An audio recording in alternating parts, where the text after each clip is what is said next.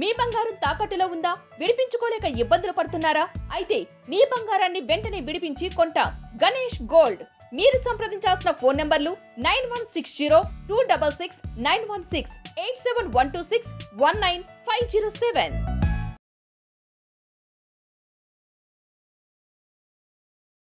తల్లిపాలు.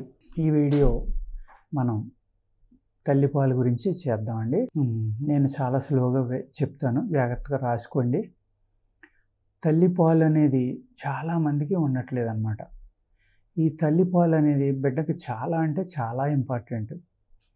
వీళ్ళు ఒకసారి బిడ్డని కన్నారు, అప్పుడు అసలు పాలు లేవు. ఆ బిడ్డకి బయట పాలు లేకపోతే రకరకాల ఏయో సప్లిమెంట్స్ అని ఇలాంటివి వాడుకున్నారు.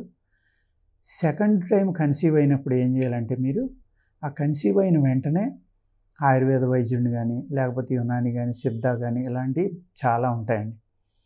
వాళ్ళని కనుక ప్రొసీడ్ అయితే మీకు పాలు పడడానికి చాలా అవకాశం ఉందండి. కావాల్సిన పాలు పెరుగుతాయి. అప్పుడు మీరు డెలివరీ అయ్యాక పురుడు వచ్చేసాక అయ్యో పాలు లేవని అప్పటికప్పుడు అనుకునే కంటే, మీరు కన్సీవ్ అయిన వెంటనే 1వ నెల 2వ నెల కాడి నుంచి మనకి ఇంకా కన్ఫర్మ్ కన్సీవ్ అయ్యాం కాబట్టి లాస్ట్ టైము బిడ్డకి పాలు ఇవ్వలేదు, అందుకు ఈ బిడ్డకి ఎట్టి పరిస్థితుల్లో పాలు ఇవ్వాలి, బలంగా పెరగాలి బిడ్డ అంటే తల్లిపాలు ఎంతో ఇంపార్టెంట్ అనమాట. ఇప్పుడు మనం తిన్న ఆహారాన్ని బట్టండి, మన ఫుడ్ హ్యాబిట్స్, మన టెన్షను, ఈ పొల్యూషను, ఇవన్నిటి వల్ల ఏమవుతుందంటే తల్లిపాలు కూడా చాలామంది పిల్లలకి సూటబుల్గా అవ్వట్లేదండి. తల్లిపాలు ఇవాళే కాదు, పూర్వం కూడా ఉండేది ఈ విషయం. తల్లిపాలు పడని పిల్లలు ఉండేవారు పూర్వం కూడా. అది అంతా జస్ట్ 0.1% అలా ఉండేది. ఇప్పుడు అది 10%, 15%లోకి వచ్చింది. ముందు అది 50%కి వెళ్తుందేమో కూడా. అలాగే ఇంకొక 10-15 నుంచి 25% వరకు తల్లిపాలు సరిపోని వాళ్ళు కూడా ఉంటున్నారు, బిడ్డకు ఫీడింగ్ చేయడానికి పాలు లేని వాళ్ళు. అందుకేంటంటే మనం మన ఆహారం అలవాట్లు మార్చుకోవడం. మీరు కన్సీవ్ అయినప్పటి నుంచి అతి మధురం అని దొరుకుతుందండి ఆయుర్వేదంలో. దాన్ని ఎస్టి మధు అంటారు. ఎస్టి మధు హిందీలో మీటి లకడి అంటారు. దాన్ని ఏం చేయాలంటే తెచ్చుకుని జాగ్రత్తగానే మీరు ఆ పౌడర్ కొట్టుకుని, ముక్కలే తెచ్చుకోండి సాధారణంగా. పౌడర్లు అయితే బాగా నిల్వ అయితే మళ్ళీ అంత రిజల్ట్ రాదు. అందుకు అది తెచ్చుకుని సన్నగా కట్ చేసుకుని పౌడర్ చేసుకుని తల్లి రోజు ఉదయం ఈ అతి మధురం అనేది ఒక 1/4 తులం నుంచి తులం వరకు, తులం మీ బాడీ వెయిట్ని బట్టి అని ప్రతి దాంట్లో చెప్తాను కదా, సేమ్ అలాగే నెయ్యి పంచదార కలుపుకున్నది దాన్ని మళ్ళీ పాలలో కలుపుకుని అప్పుడు తీసుకోండి. డైలీ తింటే మీరు ప్రెగ్నెన్సీ 9-10 నెలల్లోకి వచ్చి బేబీ పుట్టే టైంకి కావాల్సినన్ని పాలు పడతాయండి. పుట్టాక కూడా మీరు తెల్ల సోంపు అంటాం మనం, సోపు అంటాం మనం, హోటల్స్లో ఎత్తా ఉంటారు కదా, అందులో పెద్ద రకం ఉండి కొంచెం వైట్గా ఉంటుంది. గ్రీన్ చిన్న సోపు కాకుండా పెద్ద సోపు తీసుకోవాలి. దాన్ని తీసుకుని మీరు లైట్గా వేడి చేయండి. వేడి చేస్తే శుద్ధి అయిపోతుంది అది. దాన్ని పౌడర్గా కొట్టుకుని దాన్ని రోజు పాలల్లో కలుపుకుని ఒక 1/2 తులం 1/4 తులం దాంట్లో ఏం చేస్తారంటే పటికి బెల్ల చూర్ణం కలుపుకోండి. పటికి బెల్లం కడి మిశ్రీ అంటాం, గడ్డల కింద ఉంటుంది. దాని చూర్ణం అది సిరిసమం కలుపుకుని దాన్ని ఒక 1/2 తులం నుంచి తులం దాకా పాలల్లో కలుపుకుని తాగినా కూడా చక్కగా పాలు పెరుగుతాయి అన్నమాట. మీకు అన్నిటికంటే మంచిది చెప్తున్నాను వినండి. దీనికి పెరగకపోవడం అనేది సాధారణంగా ఉండదు. అలాగే ఈ పాలు శుద్ధి చేసుకోవడానికి కూడా అనేక రకాలైన ఔషధాలు ఉంటాయండి, అవి కూడా వాడుకోవాలి. కొంతమంది డాక్టర్లు చెప్తారు, అమ్మ నీ పాలు నీ బిడ్డకు పట్టలేదు, డబ్బా పాలు పట్టండి అని.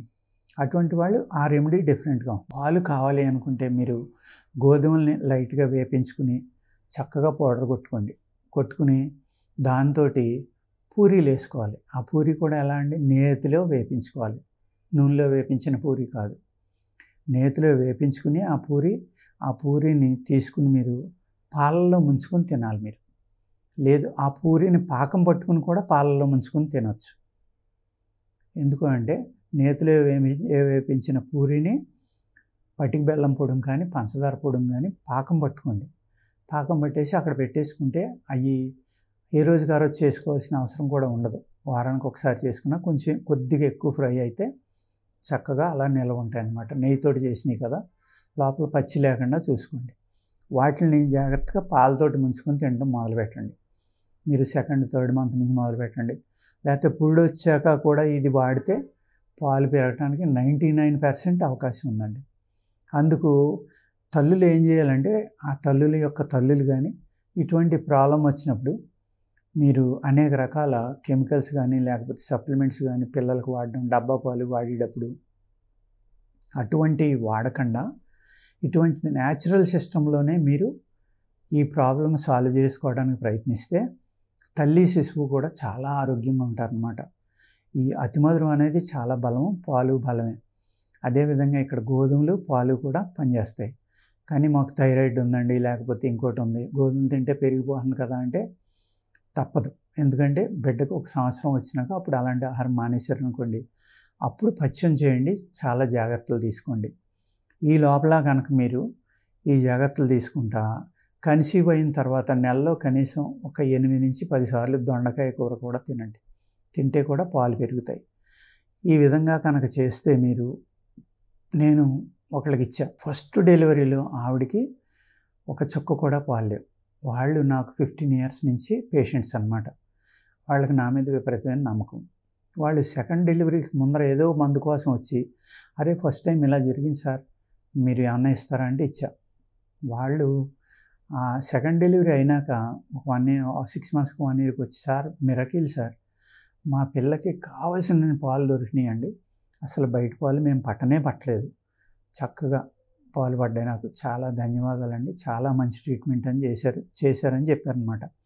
నేనేం పెద్దగా ఏం చేసింది ఏం లేదు. ఇదే ఎప్పుడైతే స్తన్యం ద్వారా మీరు మీ బిడ్డకి పాలు ఇచ్చారో ఆ స్పర్శ కానీ లేకపోతే వాళ్ళకి తల్లి దగ్గర నుంచి వచ్చే స్పర్శ కానీ అది కూడా చాలా అంటే చాలా ఇంపార్టెంట్ అనమాట.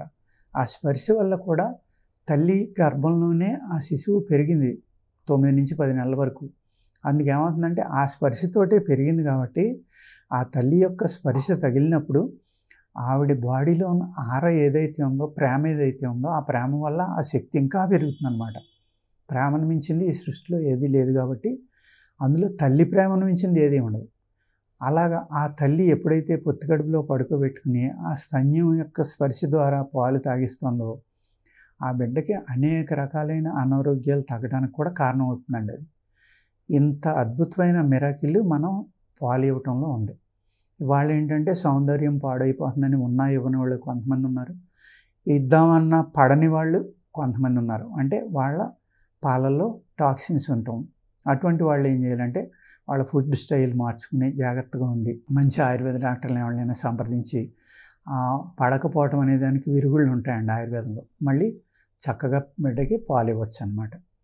ఈ విధమైన జాగ్రత్తలు తీసుకుని కనుక మీరు బిడ్డకి పాలు పెరగాలి అనుకుంటే నేను 3 రకాలైన ఫార్ములాలు చెప్పానండి. ఈ జాగ్రత్తగా రాసుకోండి, దాన్ని ఫాలో అవ్వండి.